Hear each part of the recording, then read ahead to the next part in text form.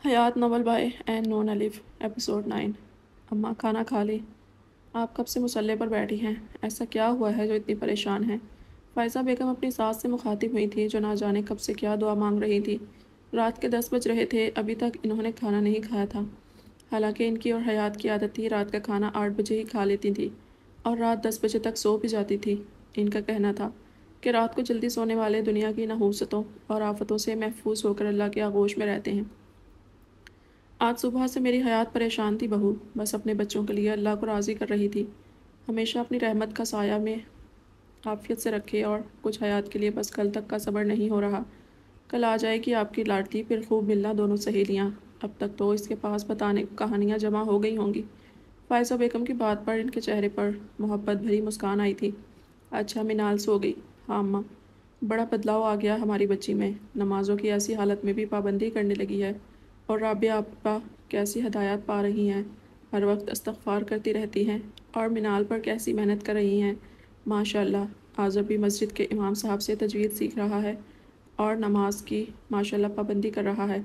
ہاں بچے، اللہ کے ہر کام میں مصلحت ہوتی ہے، بس اللہ پر یقین ہونا چاہیے۔ اماں دعا کیا کریں ہمارا اللہ پر یقین آپ جیسا ہو جائے، واقعی اللہ کے ہر کام میں بہتری ہوتی ہے۔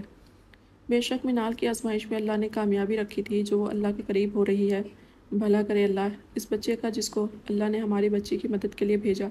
اماں احمد کو ابھی تک کچھ نہیں پتا، کیا بتائیں گے اسے؟ فکر نہ کرو بہو، یہ مسئلہ بھی حل ہو جائے گا۔ اوہو اماں، یہ تو بتانا ہی بھول گئی، آپ کا دوسرا دوست بھی آ رہا ہے۔ بہو تم تو بس ہمارے دوستوں سے چلتی رہو۔ آپ کی بات پر دونوں ساس بہو بے ساختہ ہنسی تھی۔ کیا بات ہے، بڑی شہکار ہو رہی ہے؟ فرحان صدیقی جو ابھی باہر سے سیدھا ماں اور بیوی کے پاس آئے تھے، بولنے کے ساتھ ہی سلام کرتے ماں کا پیار لینے کے لیے جھکے تھے، ساتھ بیوی کو بھی محبت بھری نظروں سے دیکھا تھا جو انہی کی طرف متوجہ تھی۔ بس اپنے بچوں کو یاد کر رہے ہیں، ہمیں بھی لے چلنا حیات کو لینے کے لیے۔ 2 گھنٹے کا لمبا سفر ہے اماں، آپ تھک جائیں گی، صبح صبح ہی نکل جاؤں گا، کل اسکول کی تو چھٹی ہے، مگر دوپہر سے کہیں جانا ہے، اور پھر کھانا کھاتے ہوئے کتنی ہی دیر۔ یہ لوگ اپنے بچوں کو یاد کر کے خوش ہوتے رہے تھے۔ حیات کے آنے نے اس گھر میں کیسی خوشی کی لہر دوڑا دی تھی، مگر کون جانے کس کے لیے کتنا امتحان باقی تھا۔ بہت شوق ہے تجھے عورتوں کی عزت خراب کرنے کا، اس درد کا احساس نہیں ہوتا ہے نا تجھے کمینے؟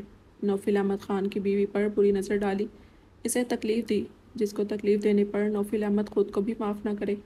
چل آج تجھے عزت لوٹنے کا مزہ دلواتے ہیں، بہت شوق ہے تجھے جنت کی سیر کا، چل اب لطف اندوز ہو جنت کی اس بہترین سیر سے۔ جن عورتوں کے ساتھ سیر کرتا ہے نا، ان کے درد کا احساس بھی کرواتے ہیں اور اس کی ذلت کا احساس بھی۔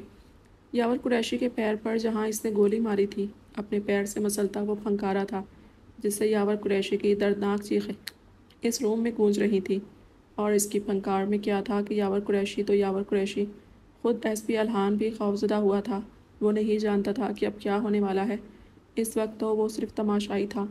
اندر آؤ، اس کی آواز دینے پر باہر کھڑے 4-5 دیوقامت مرد اندر آئے تھے جو شکل اور چال دونوں سے ہی عجیب لگ رہے تھے۔ وہ سب نوفل احمد کے پاس آ کر کھڑے ہو گئے تھے۔ یہ ہے تم لوگوں کا شکار، یاور کی طرف اشارہ کرتا وہ ان لوگوں سے مخاطب ہوا جو بہت ہی غلیظ اور للچائی نظروں سے یاور قریشی کو دیکھ رہے تھے۔ اور اس کی ویڈیو بناؤ، اور جس طرح یہ عورتوں کو بلیک میل کرتا ہے، ان کی ویڈیوز کو بیچتا ہے، تم لوگوں کو بھی وہی کرنا ہے، اور یاد رہے اس پر ذرا بھی رحم کھایا تو نوفل احمد تم پر رحم نہیں کھائے گا۔ اس کے انتہائی سرد لہجے پر وہ آدمی اس کے حکم پر اس کے غلاموں کی طرح یاور قریشی کی طرف بڑھے تھے۔ آخر کو اس نے ان کی بھوک مٹانے کا سامان مہیا کیا تھا۔ یاور قریشی 5 فٹ 10 انچ، جس کی جسامت زیادہ مضبوط تو نہیں تھی مگر دیکھنے میں وہ اچھا خاصا تھا۔ ان آدمیوں کی حقیقت جان کر الہان نے جھرجھری لی تھی، اس کی سوچ سے بھی بڑی سزا اس نے یاور قریشی کے لیے سوچی تھی۔ نہیں نوفل، مجھے ان کے حوالے مت کرو، کل کی طرح مار لو۔ ان دیوقامت مرد کی شکل میں دوسری مخلوق کو اپنی طرف بڑھتا دیکھ کر نوفل احمد کے پیروں میں گرا تھا۔ میری بیوی بھی ایسے ہی تڑپ رہی تھی تم سے بچنے کے لیے، اس کو اس کے رب نے بچا لیا، مگر اور نہ جانے کتنی عورتوں کو تو نے روندا ہے۔ ان سب کا درد کا احساس اب محسوس ہوگا تجھے، جیسے تو نے ان پر رحم نہیں کیا تھا، اب تجھ پر رحم نہیں کیا جائے گا۔ نہیں نوفل، ایسے مت کرو، بھائی ہوں میں تمہارا، ایک باپ کی اولاد ہیں ہم۔ یاور قریشی اس کے پیروں میں گڑ گڑا رہا تھا۔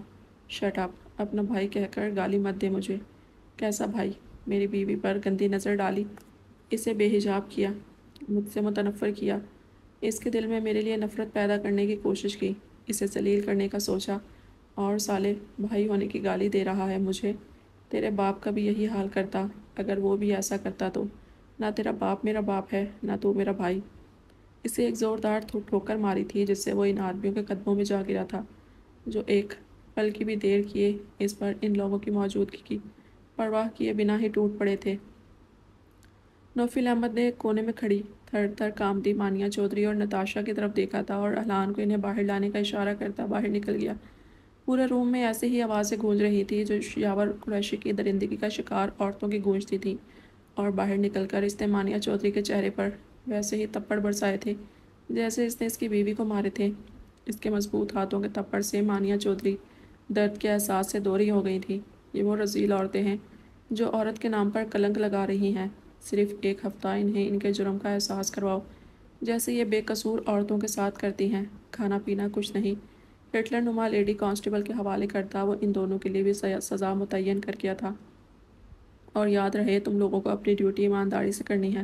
اب دیکھنا ہے کہ کتنی ایماندار ہو تم لوگ اپنے ملک اور اپنی نسوانیت سے، اپنے ملک کی بے قصور عورتوں سے جو ان جیسی گھٹیا عورتوں کی وجہ سے مظالم کی بھیڑ چڑھتی ہیں۔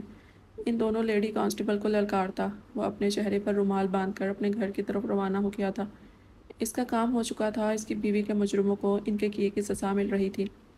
نوفل تم اتنے ڈینجر ہو یار، کیسی سزا متعین کی ہے ان لوگوں کے لیے؟ واللہ میرا دل ابھی بھی خوفزدہ ہے۔ کب سے خاموش تماشائی بنے الحان نے اب زبان کھولی تھی۔ اگر تم پولیس والے ایسے کتوں کو ان کے انجام تک خود پہنچاؤ، ان کے جرم جیسی سزا ان کو دو تو تمام آدمی کبھی بھی ان کے مظالم کی چکی میں نہ پیسیں۔ اچھے لوگوں کو برا تم لوگ بناتے ہو، یہ دو کوڑی کے لٹیرے نہیں۔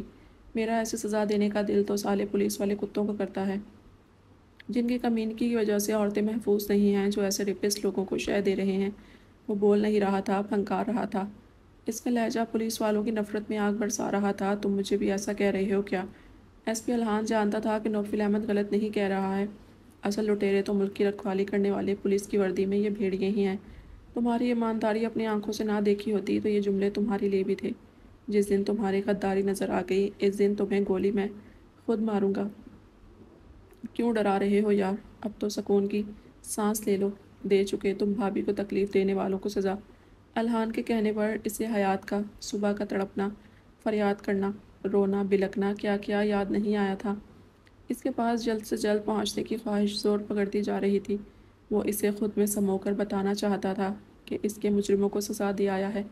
بے اختیاری میں سرزد ہوئی اس کی بے خودی، بار بار حیات کے سوجے گالوں کو چومنا جیسے اس کے درد کو کم کرنے کی کوشش میں تھا، اس کے سر پر بوسے دیتے رہنا، اور اس کی رکتی سانسوں کو جوڑنے والا دیر تک کیا گیا عمل، روتی بلکتی حیات کو اپنی باہوں میں سمیٹنا، گاڑی میں اس کے بے ہوش وجود کو بچے کی طرح اپنی گود میں سنبھالے رکھنا، سارے منظر ایک فلم کی طرح اس کی آنکھوں میں چلنے لگے تھے۔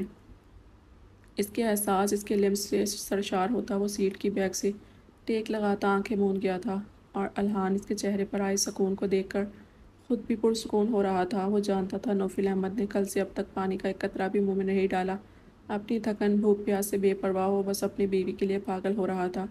اس کی اس دیوانگی پر اسے رشک آیا تھا جس میں انتہا سے زیادہ وہ پاکیزگی دیکھ رہا تھا۔ رات اپنی بیوی کو اس سے بھی چھپانا اس سے مخفی نہیں رہا تھا۔ رات کی پارٹی سے اچانک اسے غائب ہونے سے جو نقصان ہوا اسے اس کی بھی پرواہ نہیں تھی، نہ اسے اپنی فلم کی پرواہ تھی نہ لوگوں کی۔ وہ ساری دنیا کو بھولے بس اپنی بیوی کے فکر میں ہلکان ہو رہا تھا۔ عشق کی اس حد سے تو وہ خود بھی ابھی تک انجان تھا۔ وہ پہلے بھی کسی کی پرواہ نہیں کرتا تھا اور اب تو معاملہ اس کی بیوی کا تھا، پھر دنیا اس کے لیے کس کھاتے میں آتی۔ وہ سرشار سا اپنی بیوی سے ملنے کی چاہ میں تیزی سے اپنے گھر کی طرف بڑھ رہا تھا۔ لفٹ کھلتے ہی وہ الحان کی پرواہ کیے بنا گھر میں داخل ہوا تھا۔ 2 گھنٹے بعد واپس آیا تھا وہ، جہاں ایک اور تکلیف دہ خبر اس کی منتظر تھی۔ ابھی اس کے امتحان پورے نہیں ہوئے تھے، ابھی تو اسے اور بہت کچھ سہنا تھا۔ ڈاکٹر عائشہ کی پریشان شکل اور متضاد ان کا رونا، وہ کسی انہونی کے خیال سے ان سے بنا کچھ بھی پوچھے اپنے روم میں داخل ہو گیا تھا، جہاں خالی کمرہ اس کا منہ چڑھا رہا تھا۔ اس نے واش روم، بیلکنی، ٹیرس، یہاں تک کہ وہ اس کو اپنے مخصوص انداز میں زور زور سے پکارتا پورے گھر میں ڈھونڈ چکا تھا، مگر ابھی تک وہ ڈاکٹر عائشہ سے پوچھنے کی ہمت نہیں کر پایا تھا۔ وہ دونوں اسے دیوانوں کی طرح پورے گھر میں چکراتے دیکھ رہے تھے۔ نوفل ڈاکٹر عائشہ کو پتہ ہوگا بھابھی کہاں ہے، تم ان سے کیوں نہیں پوچھ رہے؟ ایس پی الحان نے اسے پکڑ کر جھنجھوڑا تھا، وہ یہی ہے، بس مجھ سے ناراض ہے اس لیے میرے سامنے نہیں آ رہی۔ وہ ان سے پوچھ کر اپنے بدترین خیال کو سچ ہوتے نہیں دیکھنا چاہتا تھا۔ اسے حیات کی ضرورت تھی، بے تحاشا اور بے حساب۔ وہ اسے ہر حال میں چاہیے تھی۔ بیوی ایک بار اور پکارتا۔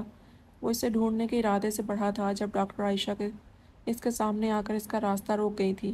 حیات یہاں نہیں ہے نوفل، اس کے پاپا اسے 1 گھنٹہ پہلے لے کر جا چکے ہیں۔ اس کے بدترین خیال کی تصدیق ہو گئی تھی اور وہ چلی گئی تھی۔ اسے اپنی آواز بھی اجنبی لگی تھی۔ اسے نہیں پتا وہ بے ہوش تھی اور وہ اسے ایسے ہی لے گئے۔ میں نے بہت روکنے کی کوشش کی، تمہارا انتظار کرنے کا کہا، مگر انہوں نے کہا ہے کہ اب حیات سے تمہارا کوئی تعلق نہیں۔ وہ جلدی طلاق کے کاغذات بھیجیں گے تمہیں۔ اگر تم نہیں مانے تو پھر وہ اپنی بیٹی پر ہوئے ظلم کے لیے تم پر کیس کر دیں گے۔ انہوں نے اس کی طرف دیکھا تھا جس کے چہرے کی کچھ دیر پہلے کی سرشاری اب وحشتناک سنجیدگی میں بدل گئی تھی۔ ایک ہی نقطے پر اس کی سرد نگاہیں جمی ہوئی تھیں۔ اس کا چہرہ اب غصے سے سرخ ہوتا جا رہا تھا۔ الحان ایک بار پھر سے خاموش تماشائی بنا سب سمجھنے کی کوشش کر رہا تھا۔ انہوں نے ایسا کیوں کہا نوفل؟ تم نے ایسا کیا کیا کہ وہ تم سے اس درجہ متنفر ہیں کہ انہیں لگا حیات کی حالت تمہاری وجہ سے ہے؟ ڈاکٹر عائشہ کے سوال پر اس نے بے تاثر نظروں سے انہیں دیکھا، پھر کچھ بھی بولے بغیر اپنے روم میں بند ہو گیا تھا۔ الحان، کیا نوفل کو کبھی کوئی خوشی نصیب نہیں ہوگی؟ کیا یہ ایسے زندگی بھر دنیا سے بیزار ہو کر گزار دے گا؟ اب کے لہجے میں نوفل کے محبت اور فکر دونوں تھی۔ کچھ تو غلط ہوا تھا جو یہ حالات تھے، جو بھی تھا، مگر پھر بھی وہ اس کے لیے فکر مند تھی۔ میں بھی آپ کی طرح اس مسٹری سے انجان ہوں، آپ فکر نہ کریں، میں کوشش کرتا ہوں، ڈاکٹر عائشہ کو تسلی دیتا۔ وہ نوفل کی اندرونی کیفیت سے پریشان اسی کے بارے میں سوچ رہا تھا۔ وہ جانتا تھا اب تک اس کے روم کی حالت بگڑ چکی ہوگی اور وہ اپنے درد میں کتنے گھنٹے بسر کرے گا وہ بھی نہیں جانتا تھا۔ اتنا تو پتہ تھا اسے کہ وہ کچھ بھی کر لے، نوفل احمد دروازہ نہیں کھولے گا، اور اس پورے گھر میں اس کا واحد روم تھا جس کی کوئی ڈپلیکیٹ چابی نہیں تھی۔ مجھے پتہ ہے تاریخ کو ڈیٹ کہتے ہیں، ہنی مون کہاں ہے؟ دیکھنا اللہ آپ کو ہی سزا دے گا، ٹیبل کی طرح مجھے بھی گرانے والے تھے آپ، وہ تو میں آپ کی گود میں ہی گر گئی۔ اس نے میرے کپڑے سب گندے ہیں، آپ بھی بہت گندے ہیں، اس نے مجھے چھوا، گندا کیا، مجھے نہیں دیکھنا، میں آپ کے ساتھ نہیں رہوں گی، بات بھی نہیں کروں گی۔ کتنی آوازیں اس کے گرد گونج رہی تھیں۔ 15 دن پہلے جس لڑکی کا نہ کوئی وجود، نہ کوئی پہچان، نہ کوئی احساس اس کی زندگی میں تھا، 15 دن میں ہی وہ لڑکی اسے اپنی معصومیت، اپنی باتوں، اپنی ناراضگی سے اپنا دیوانہ کر گئی تھی۔ کیا کوئی اتنے کم وقت میں کسی کو اتنا دیوانہ کر سکتا ہے؟ الحان کی سوچ کے مطابق پورا روم الٹ چکا تھا اور وہ ہارے ہوئے جواری کی طرح فرش پر بیٹھا ہوا تھا۔ 2-3 گھنٹے گزر چکے تھے مگر اسے کوئی احساس نہیں تھا۔ بیوی تھک کر اسے پکارا تھا اور پھر سر بیڈ کے کنارے پر ٹکا دیا تھا۔ شدت کرب سے آنکھیں میچی تھیں اور کتنے ہی آنسو اس کے بالوں میں جذب ہو گئے تھے۔ جس گھر میں اس کے آنے کی خوشی میں اس کی پسند کے پکوان بن رہے تھے، جس کی آمد کی خوشی ہر ایک کو خوش کر رہی تھی، اب وہاں ایسا ہولناک سناٹا تھا گویا کوئی زیرو موجود ہی نہ ہو۔ کسی میں بھی تو زندگی کا احساس نہیں جاگ رہا تھا۔ وہ ابھی بھی بے ہوش تھی۔ سب گھر والے اس کے گرد ایسے بیٹھے تھے جیسے اگر اٹھے تو کوئی انہونی نہ ہو جائے، اور اس کی دوست، اس کی دادی تسبیح پڑھتی، نہ جانے کیا کیا پڑھ کر پھونک رہی تھیں، اور آنکھ سے آنسو لڑیوں کی صورت بہہ رہے تھے۔ کسی بہت مانوس احساس سے وہ دھیرے دھیرے آنکھیں کھول رہی تھی، اپنے بہت قریب جھکی اپنی دادی کو بنا پلک جھپکائے دیکھ رہی تھی، گویا حقیقت ہے یا خواب۔ چاروں طرف نظر گھمائی تھی۔ اس کے پاپا اس کے بائیں طرف بیٹھے کچھ پڑھ رہے تھے، اس کی ماں اس کا ہاتھ سہلا رہی تھی، رابعہ پھپھو بھی ان کے پاس بیٹھی تھی، اس کا بھائی اس کے پیر پر کچھ مل رہا تھا، اس کی دادی اس پر جھکی کچھ پڑھ کر پھونک رہی تھی، ایک ہاتھ اس کے سر پر تھا اور پھر اسے ایک پل لگا تھا یہ سمجھنے میں کہ وہ اپنے گھر اپنوں کے درمیان ہے، اپنوں کی دعاؤں کے حصار میں ہے، اور پھر اپنی دادی کے گلے لگ کر جو روئی تھی تو سب کو رلا گئی تھی۔ ہر کوئی اسے لپٹا لپٹا کر رو رہا تھا۔ جہاں اس کے ہوش میں آنے کی خوشی تھی، وہیں اس کی حالت سب کا دل چیر رہی تھی، اور وہ دادی سے لپٹی خود پر بیتنے والی داستان سنا رہی تھی۔ سب پس منظر میں چلے گئے تھے۔ یاد تھا تو اتنا کہ اس کی دادی اس کی بہترین دوست اس کے پاس ہے۔ اتنا کچھ ہو گیا، کوئی ہماری گڑیا سے زبردستی گن پوائنٹ پر نکاح کر گیا، اس کا ایسا حال کر دیا جسے ہم نے تیز نگاہ سے دیکھا تک نہیں، اور مجھے کسی نے بتانا بھی ضروری نہیں سمجھا، اور اگر میں سرپرائز دینے کے چکر میں آج بھی نہ آتا تو کسی نے مجھے نہیں بتانا تھا۔ چھوڑوں گا نہیں میں اس نوفل احمد خان کو، نہ اس بدبخت تو احمد جس کی حیات میں جان بستی تھی بری طرح آگ بگولا ہو رہا تھا۔ جذبات پر قابو رکھو احمد، معاملے کو سمجھنے دو، پھر سوچیں گے کیا کرنا ہے۔ کچھ معاملہ نہیں سمجھتا اماں، میں اپنی بچی کو اس دلدل میں نہیں جانے دوں گا۔ تب تو کچھ نہیں کر پایا تھا، مگر اب اور نہیں۔ فرحان صدیقی نے بھی احمد کا ساتھ دیا تھا۔ حیات میری بچی، دادی کے چیخنے پر سب اس کی طرف متوجہ ہوئے تھے، جو گہرے گہرے سانس لے رہی تھی اور پھر خود کو چھپانے کی کوشش کرنے لگی تھی۔ اسے اپنی بے حجابی یاد آئی تھی، جو وہ سب کو چاہ کر بھی نہیں بتا پا رہی تھی۔ وہ سب بتا چکی تھی، مگر یاور قریشی کا اس کا لباس پھاڑنا اور اس حال میں نوفل کا دیکھنا، اسے لگا تھا وہ سب کے سامنے بڑھنا ہے۔ یہ چیز اس کا ذہن قبول نہیں کر پا رہا تھا۔ اس کی حالت دیکھتے ہوئے دادی نے سب کو باہر بھیج دیا تھا۔ شاید وہ اکیلے میں اس سے کچھ پوچھنا چاہتی تھی۔ سب آنسو پونچھتے باہر چلے گئے تھے۔ حیات میری بچی، میری طرف دیکھو۔ زبردستی اس کا رخ اپنی طرف موڑنے کی کوشش کی تھی۔ نہیں، مجھے نہیں دیکھنا، مجھے کسی کے سامنے نہیں آنا، سب جائیں۔ وہ خود کو پوری طرح چادر میں چھپاتی ان سے رخ موڑ چکی تھی، اور دادی تو ششدر سی اس کی حالت دیکھ رہی تھی۔ اے اللہ، میں تیرے کسی فیصلے سے نا امید نہیں ہوئی، ابھی بھی نہیں ہوں۔ اے اللہ، تیری مصلحت کیا ہے ہم نہیں جانتے، بس یہ تکلیف بڑا درد دے رہی ہے۔ اے اللہ، تیرے صابر اور شاکر بندوں میں کر دے۔ اے اللہ، 2 دن سے میری بچی پر ہر ایک کے سامنے آنے سے خوفزدہ ہے، مگر تیرے سامنے اس نے جھکنے میں کوئی کمی نہیں کی۔ تو اس کا حال جانتا ہے، مولا اس کی مدد کر، اسے سکون دے، اس کے حق میں اپنی رضا کے فیصلہ اتار دے۔ اس کے ماں باپ، بھائی بہن سب اس کی حالت سے پریشان ہیں۔ اپنی بچی کی تکلیف نے انہیں جذباتی بنا دیا ہے۔ اے اللہ، تو ہمارے کسی غلط فیصلے کے لینے سے پہلے اپنا فیصلہ کر دے۔ اے اللہ، تیرے بندے کم عقل ہیں، جذباتی ہیں، محبت میں غلط قدم بھی اٹھا لیتے ہیں۔ تو ہمارے قدموں میں ہمارے فیصلوں کو اپنی رضا کی جانب موڑ دے۔ تو معصوموں سے بہت محبت رکھتا ہے، اور تو جانتا ہے میری بچی بہت معصوم ہے۔ بچپن میں نے اس سے کہا تھا کہ نامحرم کے چھونے سے گندے ہو جاتے ہیں، اور یہ چیز وہ آج تک نہیں بھولی۔ اسے لگتا ہے وہ گندی ہو گئی ہے، اسے ایک غلیظ مرد نے گندے طریقے سے چھوا ہے۔ اللہ پاک ذات ہے تیری، پاک کر دے اسے، تو اس پر رحم کر، اس کی مدد کر، اس کے لیے عافیت کا فیصلہ کر دے۔ وہ انسانوں سے خوفزدہ ہو رہی ہے، تو اس کا رب ہے جس سے وہ خوفزدہ نہیں ہے۔ اسے تیرے سامنے میں نے سجدے میں روتے دیکھا ہے، تو اسے تنہا نہ چھوڑ، اس کو اس تکلیف سے نکال دے۔ تہجد میں سجدے میں گری وہ اللہ سے فریاد گناہ دی، اور وہ جانتی تھی کہ سب اپنے کمروں میں اللہ کے سامنے جھکے ہوئے ہوں گے۔ حیات ان کی زندگی کا وہ محور تھی جو ان سب کو ایک جگہ ملا دیتی تھی، یہاں تک کہ وہ لوگ اللہ سے بھی اور قریب ہو جاتے تھے۔ تو پھر اللہ اپنے ایسے بندوں کی فریاد کو کیسے رد کرے گا؟ اس بندی کو کیسے تنہا چھوڑ دے گا جو اس کی طے کردہ حدود میں زندگی گزارتی آئی ہے، اور اس آزمائش میں جس میں اس کی کوئی غلطی نہیں، جو اس آزمائش کا مطلب تک نہیں جانتی، اسے بس بے حجابی اور نامحرم کا چھونا بلا رہا تھا۔ میں آپ سے دور جا رہی ہوں، اب میں آپ کے ساتھ نہیں رہوں گی، آپ حرام کے کاموں میں ملوث ہیں۔ کیا فائدہ آپ کے ساتھ رہنے کا؟ حرام کھاتے ہیں، حرام کماتے ہیں، عورتوں کو بے پردہ کرتے ہیں۔ میری زندگی آپ کے ساتھ سیف نہیں ہے، اس لیے میں آپ سے دور جا رہی ہوں، آپ میرے گناہ گار ہیں۔ جا رہی ہوں میں، اور اس کے ساتھ ہی وہ وجود ہوا میں ملحق ہو گیا تھا، اور وہ اس سے پکارتا رہ گیا تھا، اور یہ تو روز ہو رہا تھا۔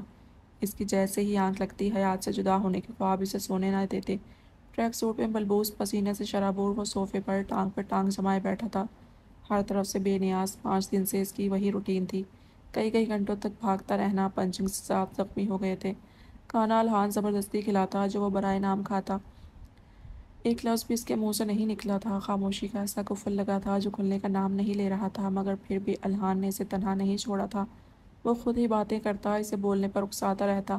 5 دن میں ہی اسے لگا تھا کہ وہ کسی بت کے ساتھ رہ رہا ہے۔ 5 دن سے وہ مکمل طور پر دنیا سے کٹ گیا تھا۔ ڈائریکٹرز کے فون پر فون آ رہے تھے، مگر اسے کوئی فرق نہیں پڑ رہا تھا۔ کیا اسے اپنی بیوی کے جانے کا ایسا صدمہ عشق کی علامت نہیں تھا؟ نوفل، چلو ناشتہ کر لو۔ اسے ہاتھ پکڑ کر اٹھایا تھا، وہ خاموشی سے اٹھ کر ڈائننگ ٹیبل پر آ گیا۔ 11 بج رہے تھے، اسے وقت کا کوئی احساس ہی نہیں رہا تھا۔ کب تک ایسے رہو گے؟ جا کر لے آؤ بھابھی کو، حق رکھتے ہو انہیں، زبردستی لانے کا بھی۔ اور زبردستی کے نام پر اسے اپنے نکاح کا دن یاد آیا تھا، کیسے وہ زبردستی گن پوائنٹ پر اسے اپنی زندگی میں لایا تھا، اور پھر وقت اسے اس کی زندگی ہی بنا گیا تھا۔ یہ اس وقت کون آ گیا؟ بیل کی آواز پر الحان دروازے کی سمت بڑھا تھا، اور اگر اسے پتہ ہوتا دروازہ کھولنا نوفل احمد خان کے لیے ایک اور قیامت لائے گا تو وہ کبھی بھی دروازہ نہیں کھولتا۔ تمہارے لیے اینولپ آیا ہے، دیکھ لو، ہو سکتا ہے ضروری ہو کچھ۔ اس نے بے تاثر انداز میں اینولپ چاک کیا تھا، اور اگلے ہی پل وہ ششدر سا کھڑا اس میں موجود کاغذات کو دیکھ رہا تھا۔ جس خوف سے وہ اپنی بیوی سے ملنے بے تحاشا طلب کے باوجود بھی نہیں جا رہا تھا، راتوں کو سو نہیں پا رہا تھا، وہ خوف مجسم اس کے ہاتھوں میں موجود تھا۔ اسے اتنی تکلیف میں دیکھ کر الحان اس سے پیپرز دیکھ کر پڑھنے لگا تھا، اور اگلے پل اسے بھی ویسا ہی جھٹکا لگا تھا۔ طلاق کے کاغذات